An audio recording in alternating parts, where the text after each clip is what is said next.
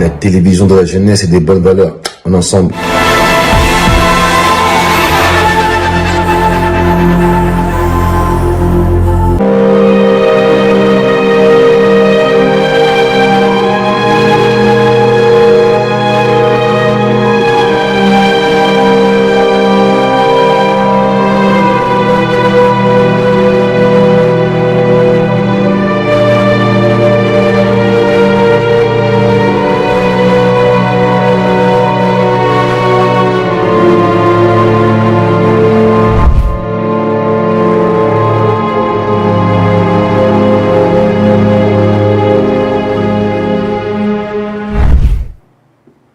Mozindo, ndenge titre émission ya Romoko Lobi, awa toyaka pona ko kota na Mozindo, ko timula, ko luka ko yeba, pona nini boye. Ndine sali ete to koma boye. To pesi mbote bozali baike, bozali kolanda biso mokili mobimba. Na Keria Media Channel. Lelo tokutani pour l'émission moko spéciale. Pourquoi spécial? Na kadisi ete tant beaucoup monde a décor, beaucoup monde a invité nanga. Le lenge na bango akolata bo comprendre que c'est une émission spéciale.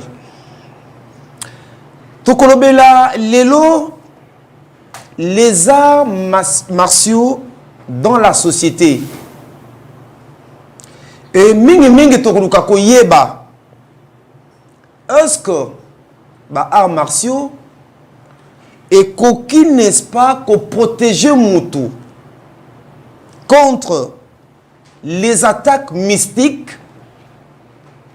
Voilà, wana mutuna otokoluka koyeba na poko na lelo. Nazali ngai moko te na loboko ya mwasi. Tozali bongo na maître Avatar qui ne peut présenter baike boyebie.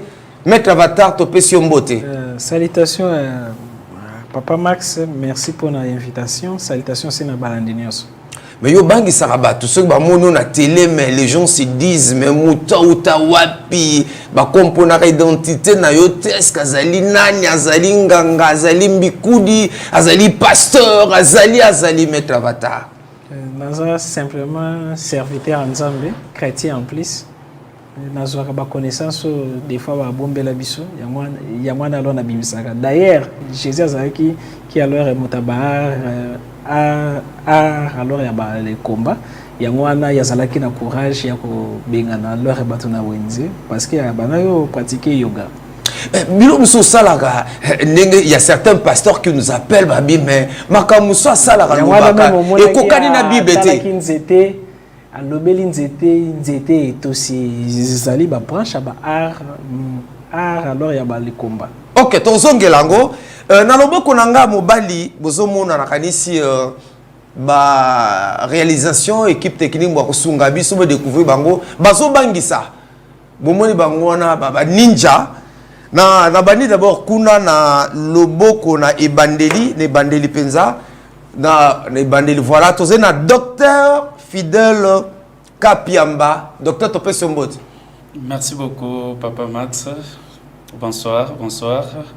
Je salue tous nos téléspectateurs de partout où ils sont. Je les salue fidèlement. Je suis là, je suis très ravi de partager ce petit moment avec vous. Et je suis apte, disponible à toutes les questions. Bien sûr, je réponds au nom de Monsieur Fidèle Kapiamba. Je suis formateur, facilitateur évoluant dans l'enseignement des sciences de santé et je salue autour tous mes apprenants de partout où ils sont. Je pense pendant ces temps, ils ont reconnu les noms.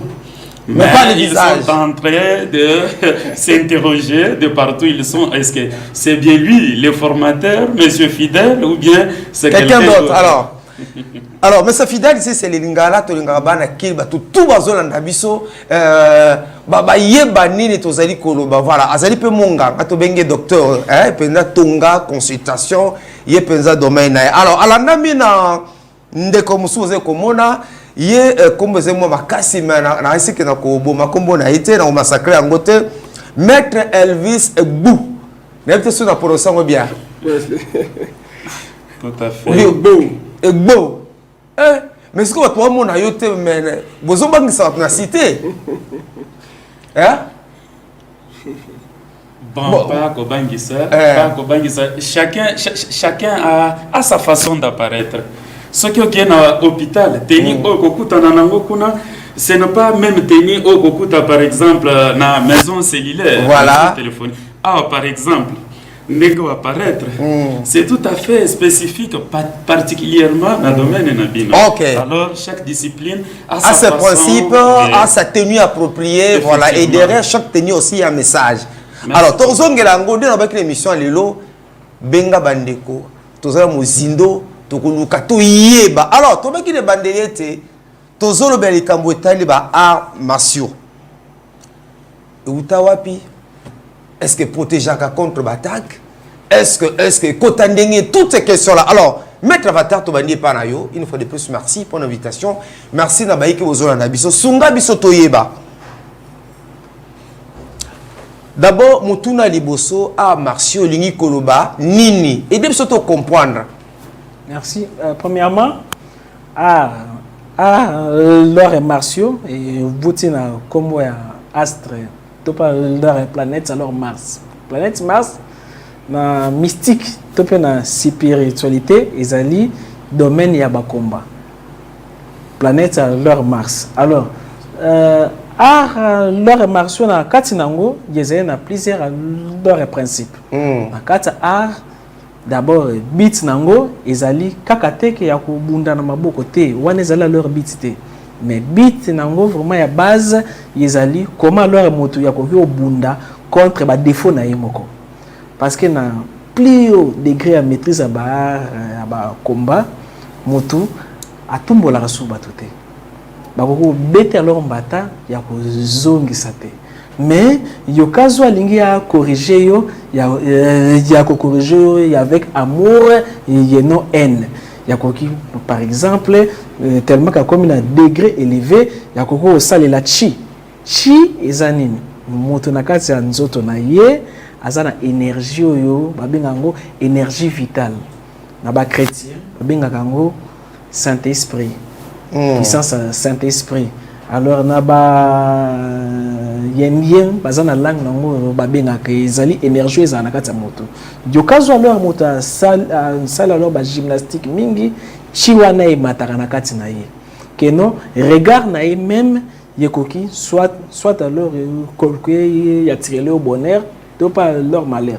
Tika alors na ba alors martiaux dezala alors na bit ya ko mema moto à s'harmoniser na ba système nyonso ezali na monde. Veut dire a koma bomoko na nzete, a koma bomoko na leur nyama. Veut dire yesengeli ya étudier leur nature comme leur. Et pour gagner quoi, excusez-moi, pour gagner quoi bomoko na nzete. Oui oui. La nature ne vous enseigne pas. Alobi est-ce que banzete ba nyonso nezali enseigner leur binoté. Veut dire yokazo zali y observer comment ce soit vivaka. Yokoki non seulement trouver lumière en Zambé, mais yokoki aussi qu'on se défendre dans leur danger. Par là, donc dans chaque art, il y a une dimension d'observation parce que il y a là on a ba kata misusu et zalaka banyama, il y a ba singe, donc il observa ki nyoka azu a créé c'était ya combat kaka ya forme alors ya banyoka mais ne bit ce ko ya ba art leurs martiaux physiquement ezali pour se défendre contre moto alinga salo ya leur mabe. Alors sur le plan spirituel et moral, rôle nango zanine. D'abord sur le plan leur spirituel nyoso to monaka yeza na dimension physique na dimension spirituelle.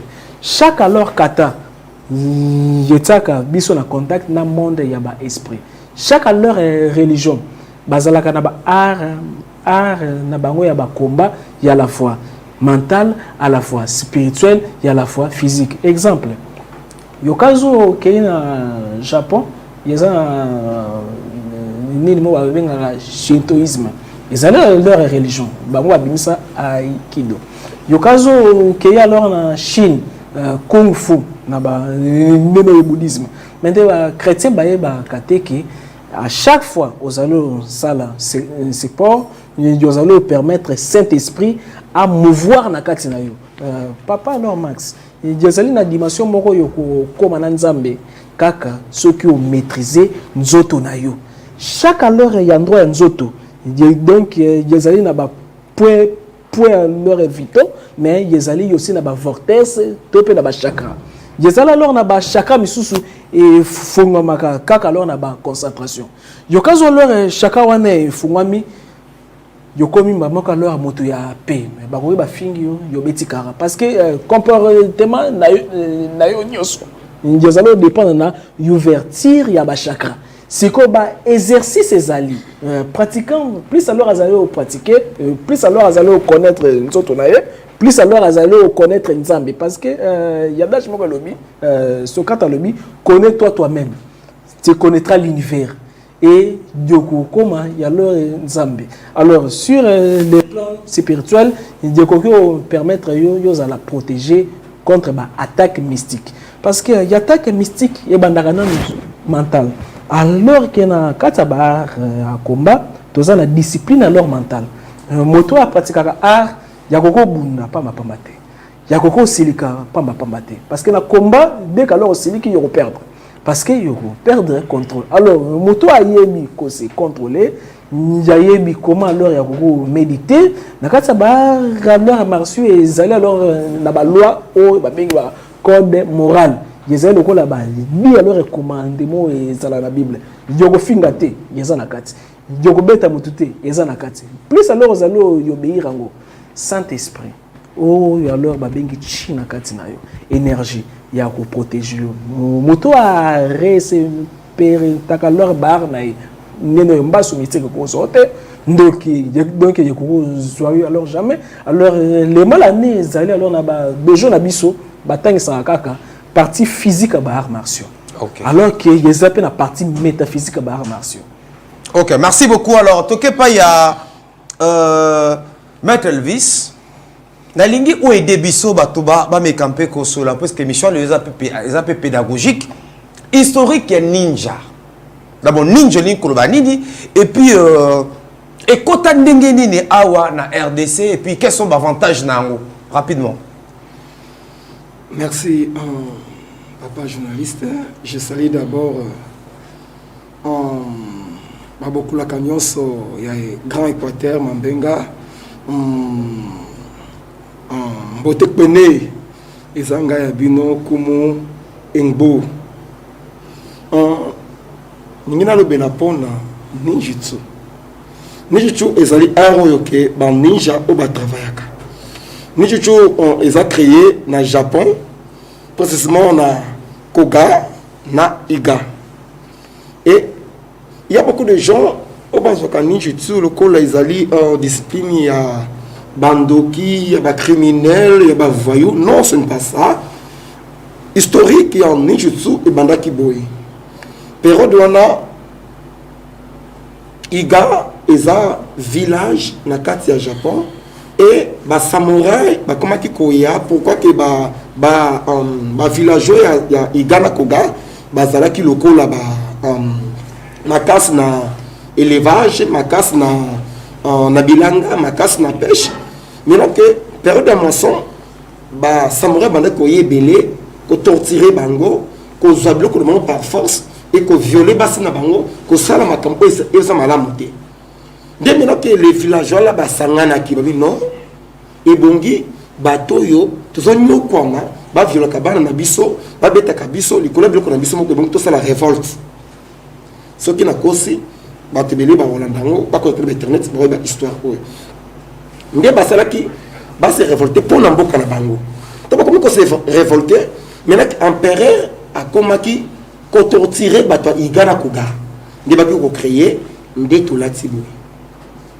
Est-ce que, oui, cette façon de vous habiller, la latibo, est-ce qu'il y a un message? Et pourquoi vous bombez longue? Pourquoi vous se faire identifier? Est-ce qu'il y a un message? Os, les Nichichu, ils ont art et humilité, ils ont commis bomba, ils ont simplicité. Pourquoi? Parce que ce côté historique, Muto a créé Ninjutsu, comme vous n'avez pas raté, et bateau, c'est-à-dire révolte à ma casse, dans le Japon, bah il va la comboter. aujourd'hui que Japon lelo ba simbami na ninjutsu surtout les bureau minene ba ministre ba sécurité même ba généraux mingi ils sont toujours les ninjas eux au contraire nga mettre moko na plateau tous a débat naï et aujourd'hui peut-on le sikoyo ba commander belé na monde ba comme ko apprendre ninjutsu ba comme ko inviter je comme aux hommes même ba tenir ba commander mais ba comme tenir ba ninja moi je suis pas là maintenant que na Congo ninjutsu et ko kota par Fu Jutsu et Dimovi. Aujourd'hui, dans la télémie Awa, je jure, maître Oyakoya Albike à l'Axabatou Ninjutsu Liboso na RD Congo, à l'Ekana Plateau. Aujourd'hui, je suis le père fondateur des Ninjutsu de la République démocratique du Congo. Ba ninja matembele zo bimba ninja ndunda msuzo bima ba uti na dojo nangai et ba funga. Je suis pas là et en Ninjutsu na RD total ngamope je suis aussi amoureux de la jeunesse. Natala keke évolution ya jeune ya Congo de ba komi ko kende. Et na Ninjutsu tozana ile comment bengi survie. Survie za nini?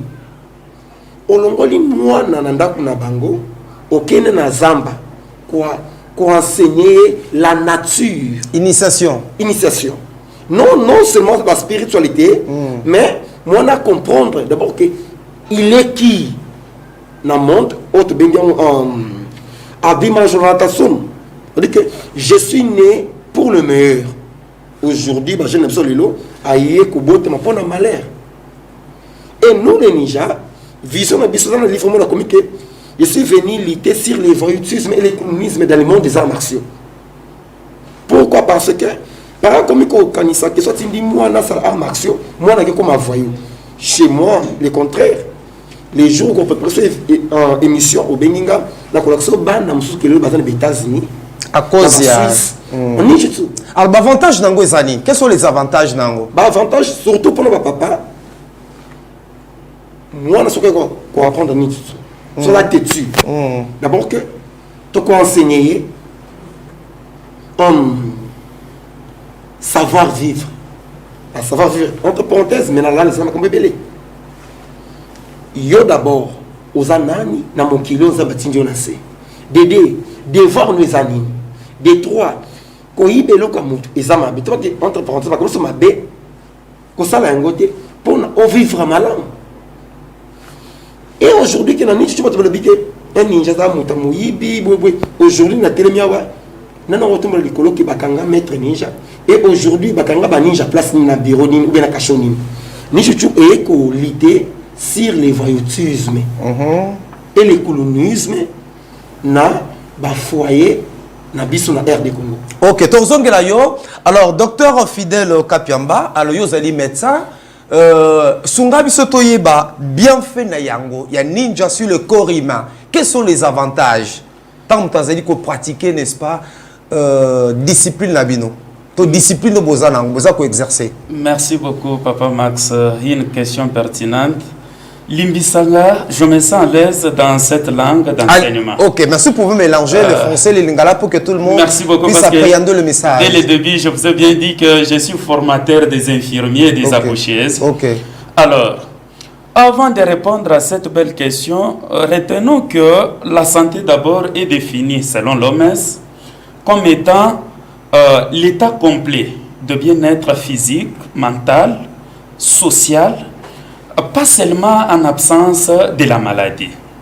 Alors, cette bonne et précieuse santé a besoin de son maintien. L'olenge malamoto, la meilleure façon, santé c'est de chercher comment chérir ta propre santé. Souvent à l'hôpital, nous disons la santé n'a pas de prix. Et qu'est-ce que ça signifie exactement ce que nous disons la santé n'a pas de prix? Effectivement, c'est pour dire et inculquer dans des têtes des gens, de nos malades, de nos clients, parce que le malade à l'hôpital, nous les appelons souvent des clients ou les patients. C'est pour informer aux clients de prendre d'abord soin d'eux-mêmes. Vaut mieux prévenir que guérir. Vaut mieux prendre d'abord soin de vous parce qu'il n'y a pas un prix qui peut remplacer la santé. Vous pouvez avoir des fortunes, mais cela ne remplace pas la santé. Alors, au moment où vous allez commencer de vous poser plusieurs questions, de vous interroger, le santé bien, c'est ça le début maintenant de l'amour de votre santé. Yangonde kolakisake non, mutu oyo azana souci yakoba de la santé parce que le corps humain n'est pas un instrument à négliger. C'est une enveloppe précieuse que le bon Dieu nous a donné pendant ces petits moments que nous vivons pendant notre voyage terrestre. Voilà. À l'église, nous sommes tous des passagers, nous sommes des visiteurs. Mais notre instrument de passage, notre moyen d'abord de transport, de transit, c'est cette enveloppe, le corps humain. Alors, comment prendre soin de ce corps? Ce corps a besoin d'un exercice physique.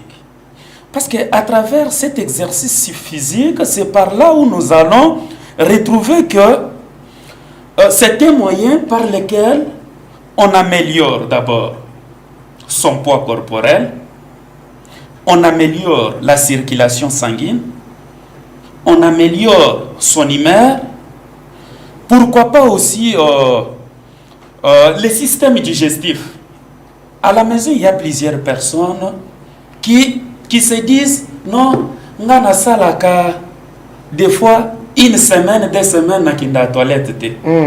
Ce n'est pas normal. Une autre cause peut être le, comment dirais-je, sédentarisme. Au lieu de vendika kisika moko. Mouvement exaté.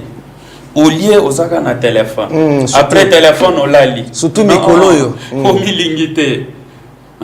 Cherchez comment vous exercer parce que vous allez trouver que à travers cet exercice, vous favorisez le développement harmonieux de muscles et aussi le développement aussi. C'est très bien pour les enfants, pourquoi pas aussi pour les adolescents. Et vous trouverez aussi bateau basala exercice, bateau basala sport. C'est comme si il se débarrasse de la vieillesse. Mais excusez-moi, puisque vous parlez d'exercice, alors aidez-nous à comprendre quel type d'exercice pour maintenir l'équilibre mental, psychologique, ainsi de suite. Merci beaucoup, Papa Max. Tout le monde ne fréquente pas les lieux de sport, mais en étant à la maison, nous pouvons faire même marche à pied. Marche à pied. Et puis il y a une durée déterminée si vous n'êtes pas sportif. Il y a une durée. Il est demandé à toute personne au moins de s'exercer de 150 à 300 minutes par semaine.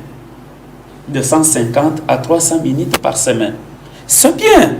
C'est pour, comment dirais-je, stimuler votre système de défense, donc votre système immunitaire. Parce que le corps humain, c'est comme un gouvernement. Avant de tomber malade, le corps va vous signaler. Le corps va vous signaler. Imaginez-vous... Par quel mécanisme? Non, imaginez-vous, vous éliminez par exemple irrégulièrement. C'est un signe. C'est un signal. Vous avez l'insomnie par exemple. Vous ne vous interrogez pas. Baninga balali. Nga awa nazando kite pona pumbu. Atando kipo pumbu il faut ala la nano ako sanecha lali.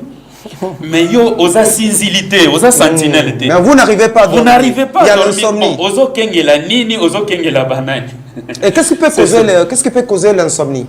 Oui, du fait, l'insomnie a plusieurs facteurs favorisants. Nous pouvons parler aussi de surménage. Et par là, je conseille, si vous n'êtes pas habitué de faire la lecture pendant la nuit, ne le faites pas parce que votre collègue vous a dit non, pendant la nuit, je me sens à l'aise. Moi, personnellement, je faisais tout parce que dès mon enfance, moi, j'ai grandi au village. Il m'était difficile d'arriver jusqu'à 20h. Donc, à 19h, j'étais obligé d'être déjà au lit. C'est pendant la journée, après les études, après l'école, je peux me reposer plus ou moins 2 heures de temps. Après, je fais recours à mes notes.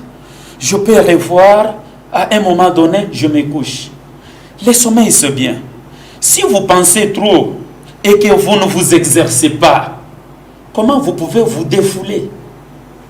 Parce que dégager ne fût-ce que sa propre transpiration, la sueur, en tout cas, c'est vraiment quelque chose de très capital. Ok. Vous dégagez les déchets, vous vous débarrassez, en tout cas, vous actualisez, je peux dire.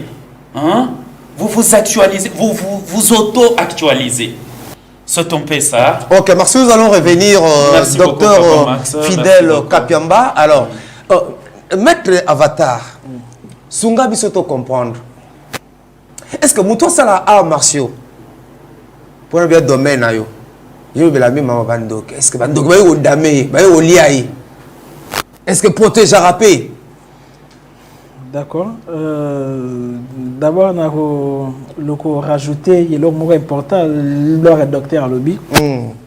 Du moment plus alors aux alliés donc ça leur exercice, plus alors aux alliés au toka, plus aussi aux alliés dégager il y a leur maladie.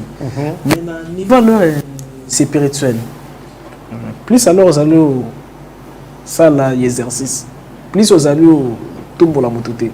Plus aux allos, tous à leur règle, à leur morale.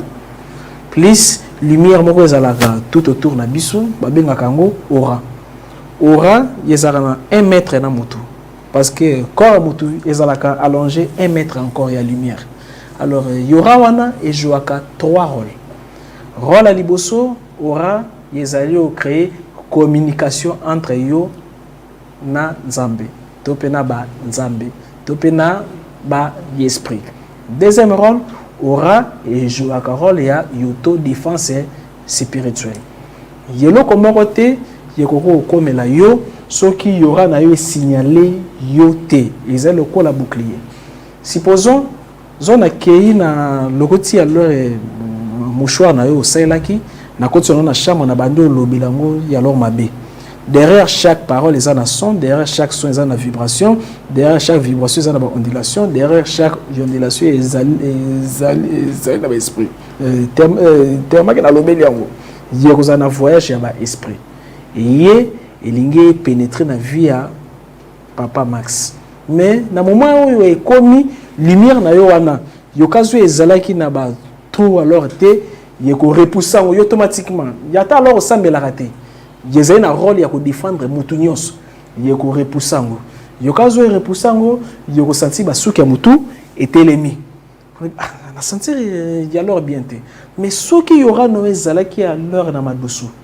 Au Salaka, c'est porté, ma reçu à l'heure parce que concentration, ma l'heure reçu, il y a aussi à leur prière.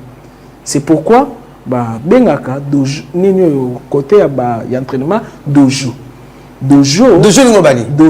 et là ici temple lié moko sacré bengaka ngo dojo yo monaka bilamo balata wana yezalaka na signification spirituelle alors sentir yezali kaka couleur synthétique te yezali aussi na ba signification nango spirituelle ce qui alors moto a matière a comme na noir il y a comme na rouge na moment moko azongaka na blanche wana alors il y a comme na niveau moko ya sommet parce que na chaque leur niveau yezali o lakisa que non seulement yozali au travail physique na yo mais ozali au travail pe spiritualité na yo pe mental na yo na niveau leur mental yesengeli ozala capable de concentrer babambi au brique oyoki alors pas cité parce que motu azali d'abord mental.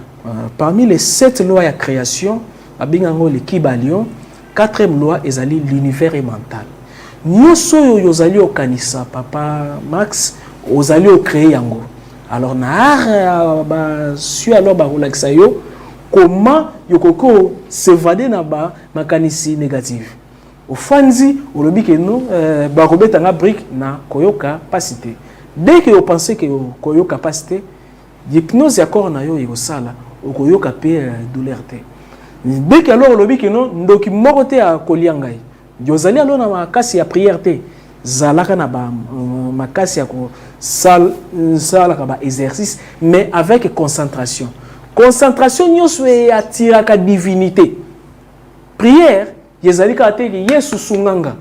yeloko nyonso yo se concentrer nango ozali o créer yango moto azali créateur au commencement dans le livre de Jean chapitre 1 au commencement était la parole et la parole était avec Dieu et la parole était Dieu. Dans le livre de Genèse on dit Dieu dit. Et après à la Bible l'esprit de Dieu mouvait. Molimo nzambe banoko sa no ba mouvement. Yokazo lingio la musa nzambe na kati na yo esengelo ye ko la rapé ko sala ba mouvement. Alors na kati ba martio yezali na ba exercice misuso yo ezalaka pour la défense ya corps ya bitumba physique mais ezali alors na ba exercice misuso ezali pour na développement spirituel lokola ba King Kong ba wushu ba tai chi wana yezali na mission ya ko développer esprit na yo koma moko na molimo na yo central.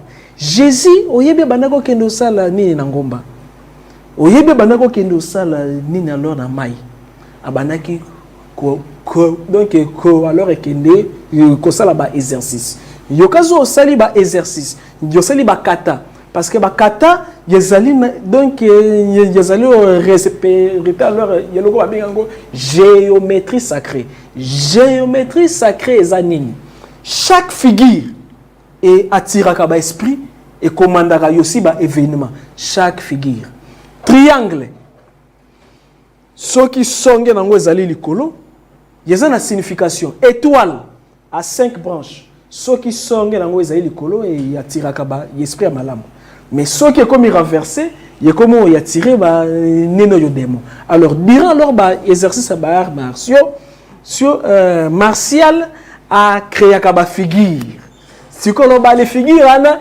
et yatiraka à la fois ba ange nyon soit mukili pour na ba ya pembe na ye pour na ko recharger. Alors un très bon leurre pratiquant azali immunisé contre ba force du mal. Un très bon leurre pratiquant azali dangereux que nganga. Un très bon leurre pratiquant yakoko simba yo biki. Azali plus que pasteur parce que akota kana dojo aza plus que nini pasteur non parce que mutu na nsoto na ye azana 16 corps et kabani double parmi ba 16 corps to ko regrouper on a 8 corps toza na corps physique o to mona toza na corps éthérique o to kota na ona ndoto parce que mutu asanga ba sio ba ko bete na ndoto te parce que ce que l'on va les bêtes dans d'autres yo échoué na moyi ya faire na yo yeko simbate parce que ozali na notion ya bitumba wana ya bitumba na yeko fana na subconscient na yo ya pas wana yo za na corps wo lo ba bengi astral corps astral les anines ezali ba corps ya ba émotion un sportif azalaka émotionnité. C'est pourquoi alors yomoni ba jeune belé bazali o yeko la sport kaka pona ba succès à bitumba mais bitsa ba martiaux ezali mutu akoma illuminé. C'est pourquoi ba créateur nyoso ba fondateur ba sport na alors ba bitumba bazala ba mystique toujours ba bandaki olala abimi na nzoto na ye ayekoli makambu aye akomi yango na ba livre yezali lo ba biloko moko ya commercial te bakola biso na ninjichu to sali na agence de sécurité ke yokazo zali alors na fête matanga yo bengisi biso to ko veiller d'abord koluna kota te ndokipe allocaté. Comment ndoki aloka s'il vous plaît edenga comment olobi que si mutu aza na fête na ye aza na matanga na ye aza na cérémonie abengi bino boye boko veiller s'il vous plaît pas toi comprendre mutu na fête aza na matanga tout ça que babengi bino boko veiller pour que ndoki akota te. Moi je dis non. Par quel mécanisme, par quel moyen boko veiller boko mona ndenge ndoki boko mona ndenge ne. Vous savez à force ya ko pratiquer parce que na ninjichu toza na partie à médecine abengango ninjichu médical ba la partie kindoki mais kindoki wana base kindoki nzambe alors parce que quel kindoki nzambe les arts martiaux ezali les yin et les yang peut-être oui rapidement na ngi mettre les yang alors les yin et les yang yo permettre yo ya ko des fois to koko mona esprit mabe to bien yo bongisa yesiko bebisaki parce que muto a pratiquer sport a fondama miso ba prophète belé bazara na miso molimo te tozongela eloko wana. Alors maître Elvis aidez-nous à comprendre que muto na fait na ndenge maître avatar alobi bino bozal boko veiller be bandoki ba kotate be esprit mabe kotate par quel mécanisme? Merci beaucoup. Même la Bible et le Bible dans Jean 10, les voleurs viennent dérober, gorger, détruire. Mais moi, fils de l'homme, je suis venu pour que les brebis aient la vie en abondance. Oui, mais la Bible, mais bon, c'est là, on a dit non. Il y a le Bible qui boye. Il y a beaucoup de gens, on va penser que, ok, les ninjutsu, tout ça, on a des sortes de ninjutsu. Tout ça, on a ninjutsu secret et ninjutsu pour tout. Ninjutsu secret, ils ont art là, maintenant que la spiritualité uniquement de ninja. Et ninjutsu pour tout, Moutoye Koyoka art et ninja, mais bon, la spiritualité. Donc, on a question dans la si vous devez comprendre les gars. Faites les alliés, cérémonie les alliés, bolobi que non, moutou par exemple à Bengibino pour na boya sécurité pour bandoki ba kota teki. Expliquez biso, ba toi comprendre s'il vous plaît. OK. Et on a le biboé, ba benga pour la sécurité. Oui. Étant que je suis ninja. Voilà. Maintenant comment fais-tu que je suis ninja? Tu dois dire que non seulement pour la physique, mais c'est pour la spirituellement. Vous devez la protéger sur le plan spirituel, mais sur le plan physique. Sur le plan spirituel, vous le faites comment? Je sais que Dr Kapiamba répond. Vous le faites comment? Oui. C'est-à-dire qu'avant tout, il faut te sembler déjà. Vous semblez la nani. Dieu créateur, maître de l'univers. Dieu créateur, et en plus, c'est comme ça la projection, il y a doubler le corps. Je veux dire que bon, les bimisi ba corps na parce que alors moutazele belé. Au bimisi ba corps sous et tikali dans l'espace et allaient surveiller les lieux le quoi radar. Il y a pas bimar nzoto. Pourquoi? Yo kazo alors elle kamwe. Au bimar combien de mettre la fatale. Au bimar combien de fois? Ils allaient sûrement bien qu'on a que semble la pona histoire. A bien na semble la pona na semble pona c'est on a ezaki ce qui na butu faut mari de nuit ayo déranger. Et na semble pona c'est na kinanga. Tant mari de nuit la bini akomolela amoninga likolo mbetu na ye non moni mbetu ngeza la kanon so likolo nango na vandi boy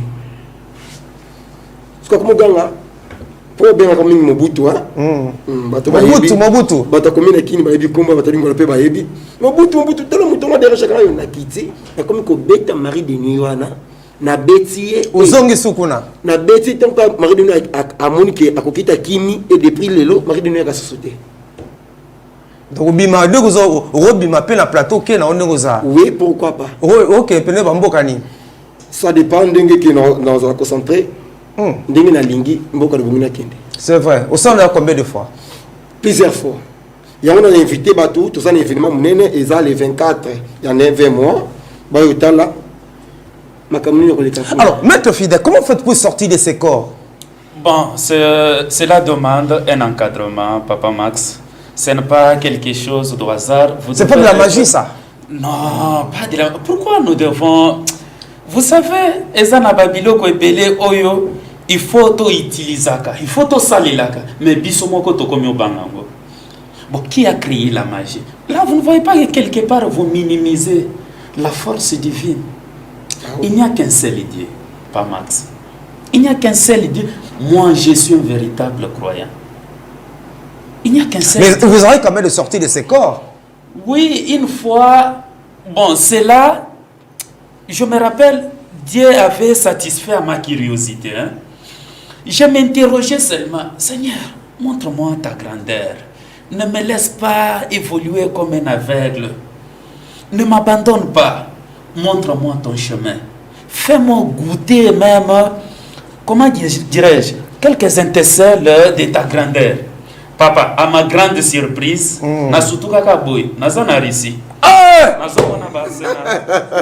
voilà, nous allons revenir. Ok, Maître Fidèle Kapiamba, nous allons revenir.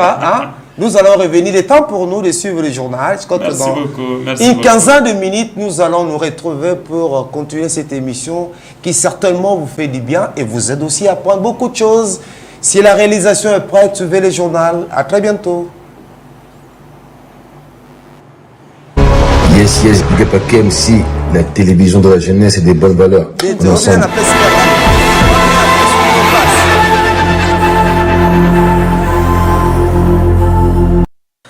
Mon peuple périt par manque de connaissances et les Kinois disent Kozanga koyeba ezali wa ndambo.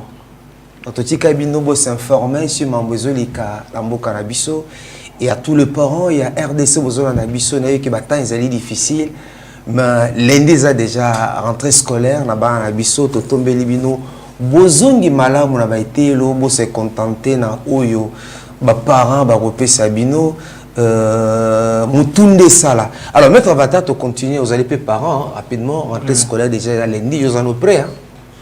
Non, bisognos, tu allez au Bunda. Bisognos, tu allez des fois ba fonctionnaire, tu allez l'État qui peut biso pour notre bonus là-bas à rentrée scolaire. Mais, il toujours que avant chaque rentrée, il y a 5 alors bana au 100 000 alors pour na bango. Parce que diable a préparé comment alors à côté ça va piège na ba nzela ya classe parce que moment ya congé parents alors aux alliés mais na moment ya rentrée au yebité peut-être ba esprit errant bazalo au tambola na nzela c'est pourquoi ils allaient alors conseiller zalaka na signe moko o lobi que yezali ba code vibratoire yo kaka baka bien mais na suko baby saka code vibratoire yokazo tracé à leur moi no yebike déjà leur abimina esprit moko supérieur ba ange ba protéger exemple au tracé à leur moi na croix na niveau à moto mais isengeli croix wana ezala renverser te yo moni croix isengeli koto ezala mukuse koto mulai au tracé ya wana mbunzu ngolo bani parce que croix alors ezali boye ezala ka symbole ya équilibre ya 4 éléments. Yangwana Jésus a couvert la croix. Yokazu les 4 éléments ezali équilibrés. D'abord les 4 éléments tous en maille, moto, mon pépé, pena, terre. Yokazu alors terre ezali alors déséquilibré, yoko perdre chance alors en bongo. Yokazu eau ezali déséquilibré, santé yoko na problème. Yokazu air ezali déséquilibré, yoko na concentration te.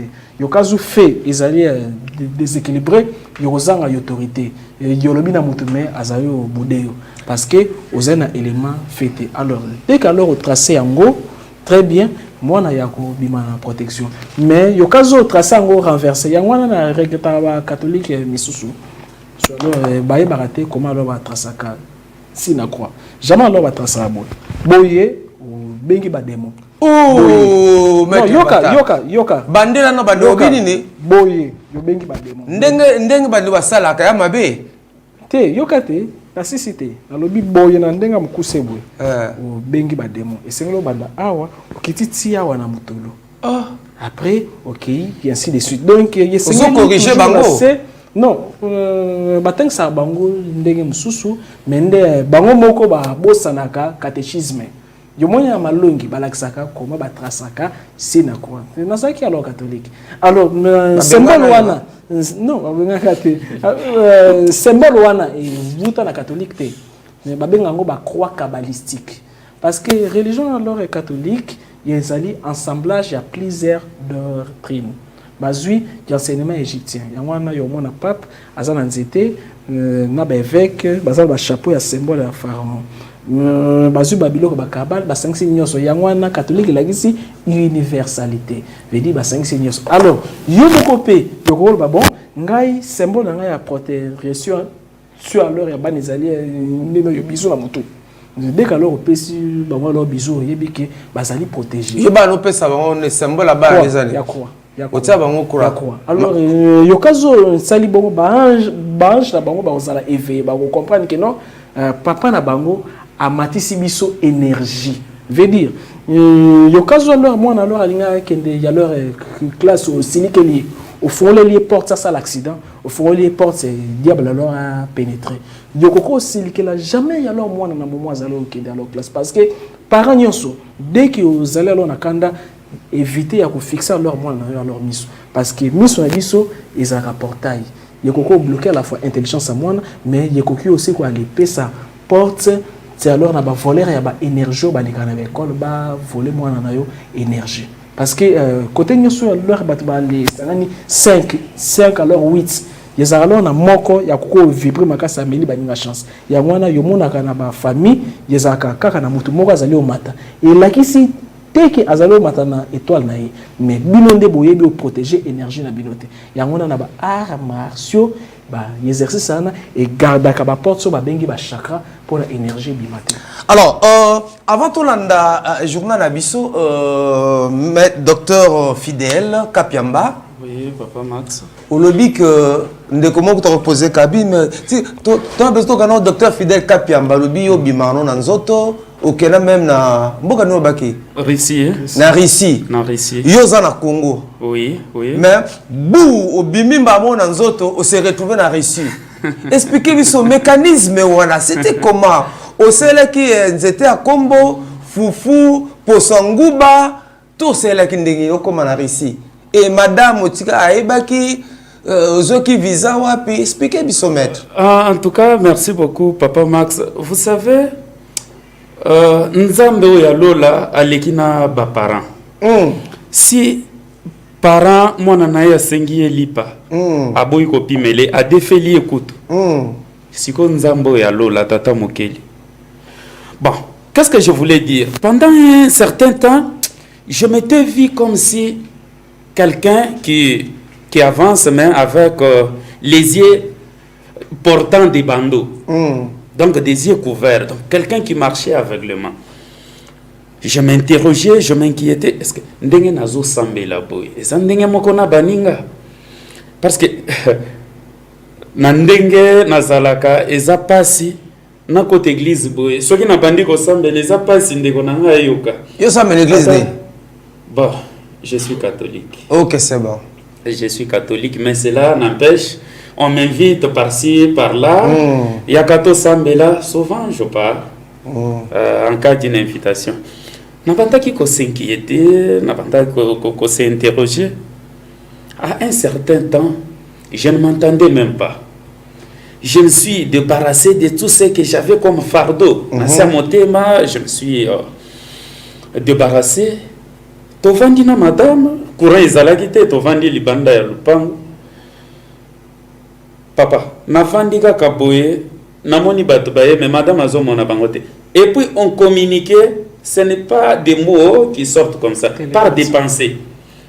Par des pensées. Donc, si moi, à travers la pensée, j'ai dit, na pesi mbote, yepe andimi. Mais madame a vendu, azo kate. Afandi pe. Tellement que courant est outil au kende, abandotala. À cette époque-là, ils allaient qui na émission moko théâtre moko ya de best comme ça. Voilà. Après, à un moment donné, je me suis dit, non, nous sommes venus, les guides nous ont envoyés pour satisfaire votre curiosité. Les guides? Les guides, c'est comme ça. Les guides nous ont envoyés. Qui sont-ils alors? Bon, comme je ne me reprochais de rien, je me suis dit, je suis disponible intérieurement. Et j'ai subi un déplacement. Ils vont vous transporter? Oui. D'ailleurs, ils vous transportent en vous enseignant. Lorsque je me suis déplacé, je partais comme ça. Et les cœurs ici. Et là, tu étais conscient, alors? Pendant que tu partais, tu étais conscient? Oui, on discutait même, on dialoguait. Les cœurs ici, c'était comme il y avait un aimant. Et devant moi, il y avait l'étoile. Lorsque j'avançais, l'étoile là, donc c'est l'étoile là qui m'est tirée. Et on me dit, tu n'es pas seul, tu es avec les guides. Les déplacements ici, c'est ce qu'on appelle l'ascension. Ascension. On me montre même l'orthographe. A-S-C-E-N-S-I-O-N. Ascension. Je suis parti dans un monde. Pendant que je n'avais pas l'argent, on ne nous avait pas encore payé. On m'a présenté tous les minéraux. Mais je me suis senti comme si je n'ai rien à faire avec tout ce qu'on m'a présenté comme richesse. Oui, chuter rapidement. Et après avoir contemplé, on m'a dit, qu'est-ce que tu veux voir? J'ai dit, bon, j'ai toujours entendu, s'attendait. Aujourd'hui, j'ai salué notre artiste qui a chanté, c'est les spirituels qui attirent les physiques. C'est par là où je suis que rien ne peut exister si ça n'a pas encore commencé par quelque part. Donc ça doit commencer par là. Donc même à travers, quand on a dit quelqu'un a inventé, avant que nous puissions voir même ces téléphones. Les Cela téléphones ont existait. commencé par exister. Dans le monde la métaphysique. forme pensée. Voilà. Et c'est par là aussi, on m'a montré. Maintenant, imaginez, ce qui m'a étonné, quand je suis venu, je demandais à madame, on a fait combien de temps que l'on n'a pas causé? On m'a dit plus ou moins 10 minutes. Mais quand je calcule le temps que je fais là-bas, donc environ 9 ans, parce que on m'a appris d'abord les lois qui régissent la création, les lois de la nature, et les génies qui soutiennent ce globe terrestre, ceux qui gèrent le vent, de l'eau, hein, pourquoi pas aussi. D'ailleurs, on m'a même dit, quand tu es dans l'avion, ne te précipite pas à implorer Dieu. Pourquoi? Parce que Dieu a mis les gens au service. Vous allez vous adresser aux gestionnaires du vent.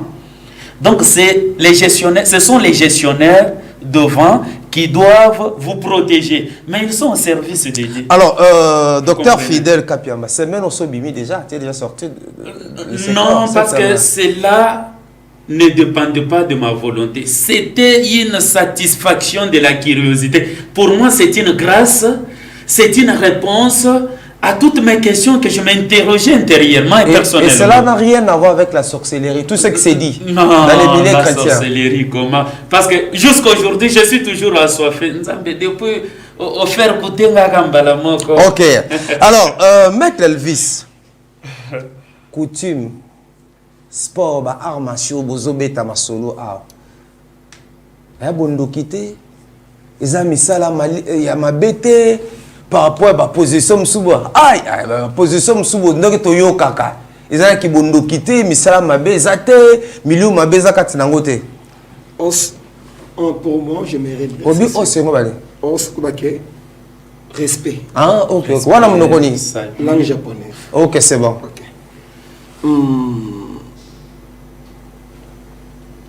Que les arts martiaux étant malamu étant c'est ça.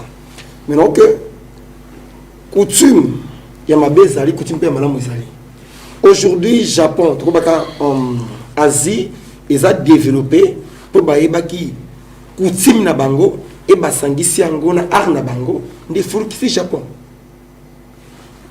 Et nous aujourd'hui na Congo tozi coutume Ezra Mabe, Ezra Malam, tu bois qui signons. Mais bah art nabiso. Aujourd'hui, Japon, ils ont développé la culture na bango. Tant que bah mindele baye, bah petit culture. Même que yo comme docteur lobby, ce qu'on obtient de to boye qui n'aurait pas pasteur, qui n'aurait pas sango, ce sont face à la prière. Et c'est le contraire, il y a vision. Est-ce que ça m'a fait papa? Mon lindo to comme on a berger, mon bat limpate le col à John Famba Kachak. Merci bien. To kapi fou mais ça m'a fait. Parce qu'il y a missionnaire négatif. Donc aujourd'hui. Un missionnaire négatif. Comment ça? Pourquoi que bon bah qui va étouffer pour noir et ça développé. Les jours toya, on aurait, on reçoit que na Europe, na Amérique. Batou ba inventer ma comme minene, toujours les noirs. Ou bien tout fait bon même, soit bon même. Voilà le bâti. Et aujourd'hui Nitsu est non seulement pour un art martial, mais il est pour développer conscience. Il y a peuple africain surtout na Congo. Mingi Nitsu est pour vendre sa mingi amour entre Congo et pour le Congolais, la Congolaise. Tous à la unité et non seulement sur la unité de Nabiso, les lots, l'obité, Congo, alors, Maître Avatar, na ina zonga na mutuna na tuna ki avant tolanda JTA. Au lobby qui ba invita kabino hein, na ba cérémonie, na ba activité, boye et puis au lobby que ceux ba invité bino paza na fête, na matanga, na activité songolo pakala. Vous avez la capacité à faire des démons, des maris de nuit, des femmes de nuit, opérer. Vous kangaka bango, vous beti bango, tout ça, vous ligoter bango, tout ça. Expliquez-moi ça. D'abord, Ninjichu est une organisation. Vous avez un contact avec Ninjichu à Japon. D'abord, dans l'organisation, il y a un département de sécurité. La carte de département de sécurité, beaucoup de non, tous en fête, tous en événement mais tous au banga, peut-être les cambo au salem. Il a qui cité alors ninja ba koya karana tenue. Non, ninja azali d'abord un espion, mais il espion moko positif. Ya koki ya se camoufler na veste afandi, mais alors tokoluka ninja oyo yazali na ba chakra na epolele. Yo ofandi wana kaka pona o surveiller circonférence ya salle. Ce qui yomoni aura ya mutu komi parce que yavana no koma na place corps na yo éthérique et koma ragnan na place corps na yo mental parce que yokazo zali o tambola yeloka liboso basala ndeni yo bandi réfléchir nazalo kende na salle la fête donc corps na yo mental et komaka nyonso yoko sala ya mabe ya malamu et komaki déjà. Alors, un ninja azali spécialisé en zawana habité n'a pas invité tel invité en sa désordre et c'est que ça wanate botsa yekuna. Alors, yeko éviter bitumba na feti désordre na feti et document quoi ya voter na feti. Yezalo moto mususu na feti asimba kimbongo a travailler yango abambi okara na elomboye. Ya mwana yoko remarquer y après libala moto incompréhension et komaka. Bolingo kufaka y après libala wana esalami. Alors biso na kati ya organisation en sécurité ba ninja bakoko ya pour la sécurité na décoration salle mais tozali aussi na département ya radar spirituel pour na eloka mabe et commentaire alors to sala ka monde ni to kokyo y installer il alors ba leur filet spirituel ba on ba filet éthérique na endroit wana ceux qui motu ya mabe alinya ya akota ya kokota te celle alors nzoto na physique motu ya kokota mais kindoki na ye kokota te bosi bosala on a Kinshasa na combien de fêtes yebisa biso na combien de fêtes bosi bosala ya bokanga batu nini Plusieurs fois. ba invité no fête bokangi pe ba esprit wana ya mabe plusieurs fois.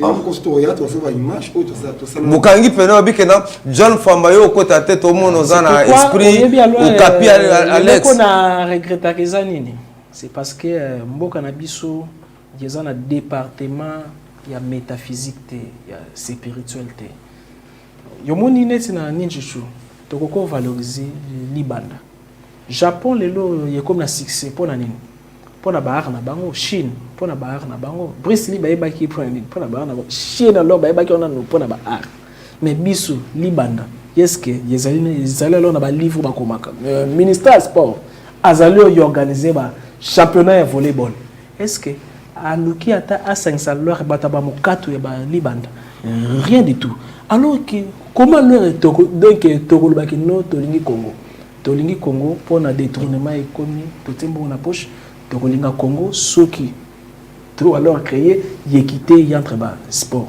foot babimisaka leur mbongo ebele mais des bar ma reçu alors ya ba bitumba yangwana non na c'est pas Paris na linga ming box parce que yokazu ba linga leur mbongo yo moins moto ana beta makofi imagine alors moto alors qui c'est pas alors bazalo beta mais yazo lote joueur akim na eka bambangu na suka salaire rebelle et sengeli équilibre zana parce que ceux qui alors bato libanda papa wana babia biso ba sundola biso comme libanda ezali ba koko na biso yeko ya tirele biso malheur na équipe nationale et sengeli occupé pe ba koko wana ya ba libanda ba sport na biso national mais yokazo ezali alors équipé de vibration yeko matate.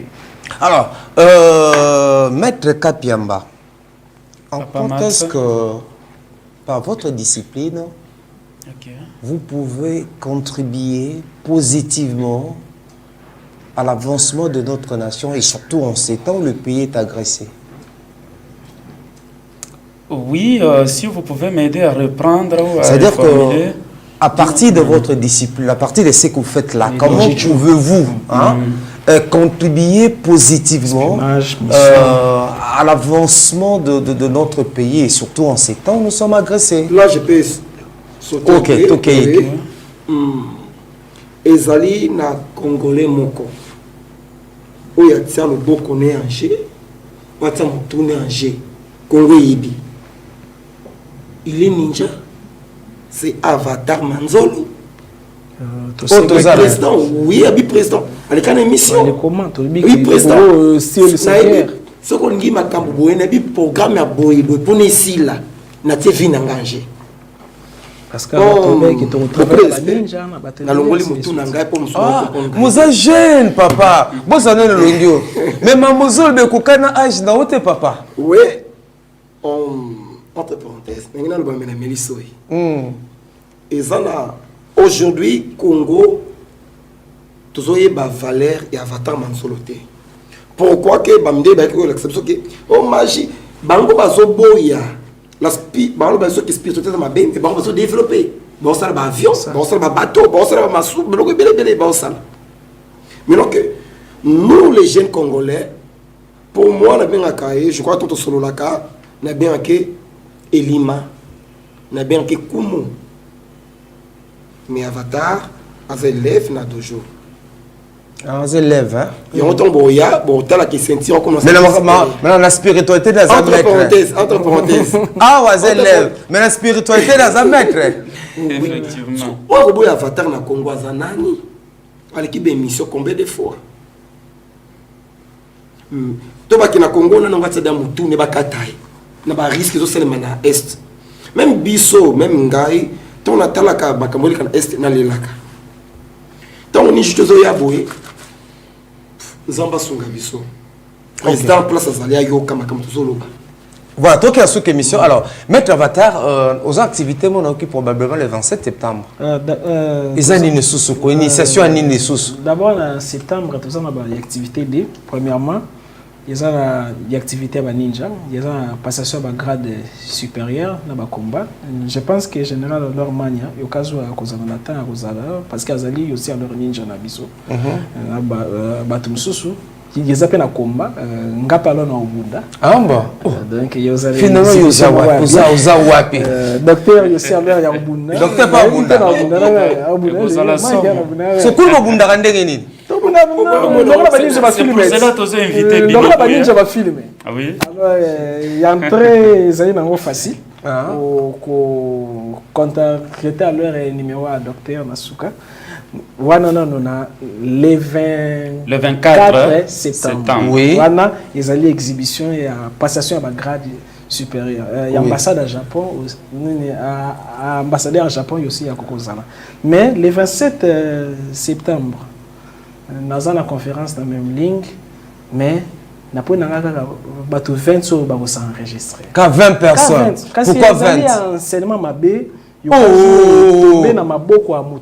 enseignement il y a 20 personnes. C'est bien les enseignements mabé. Il y a mabé, il y a cas est tombé dans maboko à moto malamute. Autant que ça il y a 20 personnes voilà. Na autant que ça, comment yokoko fabriquer ba attaque ou bêtis moto attaque spirituel. Wana 1. 2. Comment yokoko déterter attaque ba attaquer yo ou détruire ngo ou zongiseli moto. Comment on peut s'appeler mutumbaso? Comment peut nino ba beto nino mbaso mkio bambia ngo litoi. Parce que nini oyebi nini yo bambia na litoi. Bambia litoi parce que oyebi nini bako respecter yote que non yozali calme. Bako respecter yo ceux qui okoki obangisa. Ozali père à famille, ozali mère à famille, motu ya koko boma ya leur mwana yo parce que oyebite ko ali déterter ba attaque. Yezala lo na ba liwa misusu ezali mystique. Yezala lo na ba maladie misusu ezali mystique. Ezali yo na ba crise misusu ezali mystique. Et na relaxa. Comment alors ba ndoki ba fabriquer ka ba attaque? Magicien noir ba fabriquer ba attaque. Comment yope yokoki o yattaquer bango na moi pe na ba butu parce que ba butu ezala gebele. Est-ce que voilà même si on a monde qui ndokia ti makamanza mbele ki kindoki na bondoki parce que moto azali kaka motu te azali aussi na partie spirituelle. C'est pourquoi c'est aussi la gezanine na ba inventaire ingénieur yekola partie métaphysique na ba arts martiaux yekola partie métaphysique yesa na journalisme yokazu yoko permettre na ko l'action yoko zo ba reportage na dimension astrale papa Max yezala lo na bange misusu comment on va reportage dans monde astrale yebi ke zala lo na bange misusu balonga bange koma ba demo mais lelo alors ba samela ba kaka des appels ba journaliste exactement bazo appel ba reporter dans monde astral ba nango awa oyebi pe bango ya bimisa ngo oyebi pe bango inspiration bazali no neti nani na kopesa technique kobima na nzoto comme ça bato bazolanda donc yokazo ba meke simbité alors bon ba des aba journaliste mususu pe obi osali nini okeyo zuizu ba reportage yokoki même ko yes pionnier lengi o yamba maître Elvis obimi déjà na stade vérifier vie na ye aye comme obete ba surprise après batabon ba journaliste bazali dans ta 5 combo non ezali tellement archivé tellement secret je pense pas que okilo ezala makambo ebele abi what's ba condition ezani condition ya conférence c'est wana sko ba kokomela ngai mais makambo ya inscription kota na nini ja ba kokomela docteur alors pesa numéro na yo pesa numéro na contact Elvis numéro na nga ezali 89 64 72 798 obandeli yango 89 64 72 798. OK alors mettre Elvis OK en sous émission li lopesi numéro par rapport activité de bozanango zone activité en gradation de ceinture autobingang dit que graduation uniquement que on a ninja on va comment va ceinture on va comment première dan deuxième dan troisième dan exact on peut si numéro à contact 24 non on peut ça OK docteur Tokei.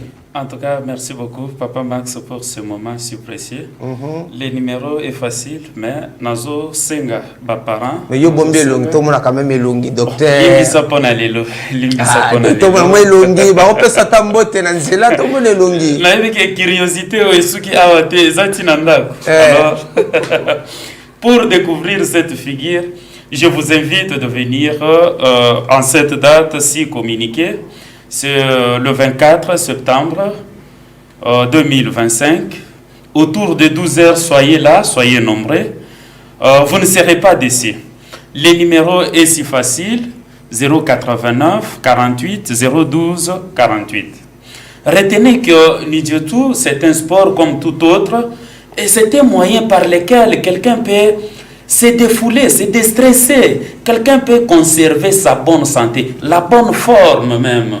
Hein, la santé physique, pourquoi pas aussi fortifier les systèmes de défense.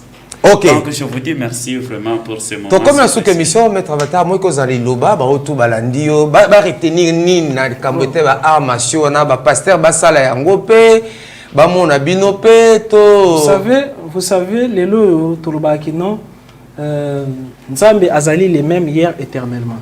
Mais pourquoi tous allons au salaba miracle le ba prophète akalate? C'est parce que biso ba homme de Dieu na biso ba komi ba goigoi.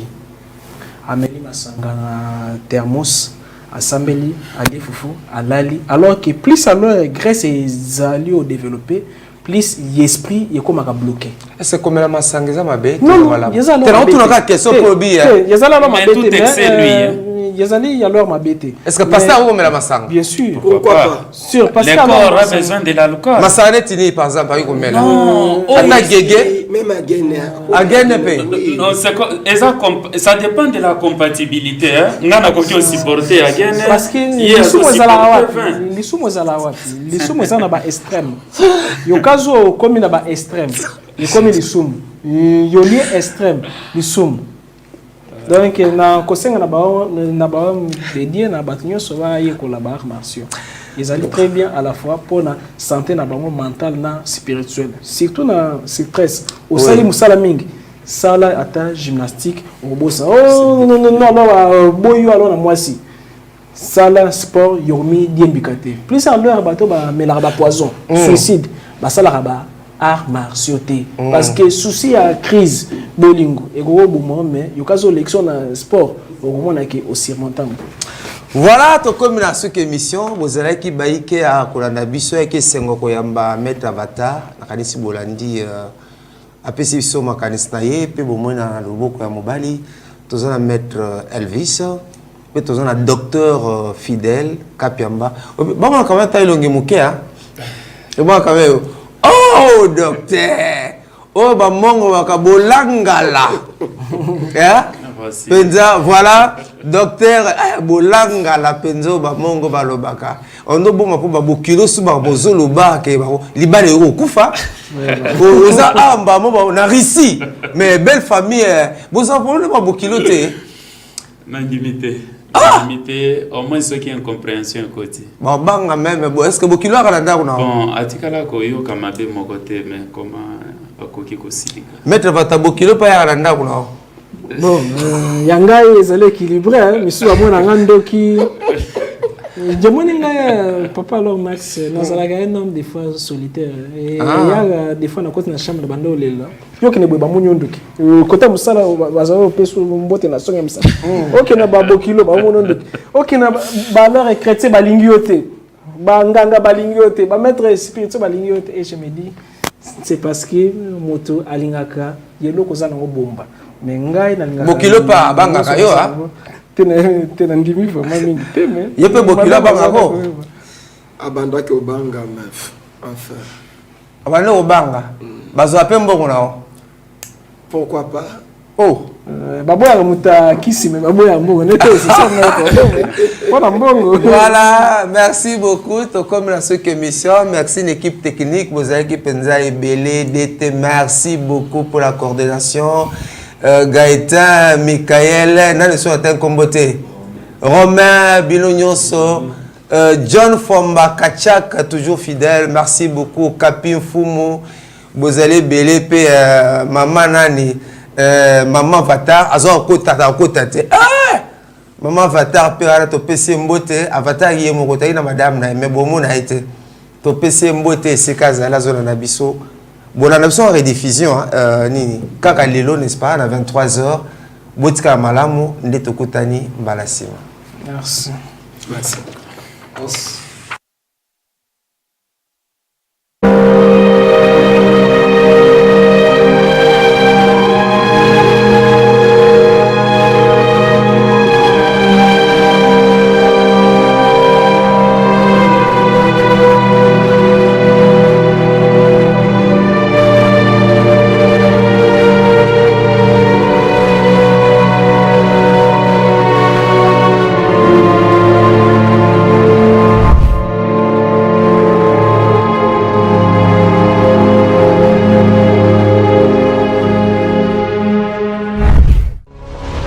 KMC, la télévision de la jeunesse et des bonnes valeurs. Barbara Kanam, la diva.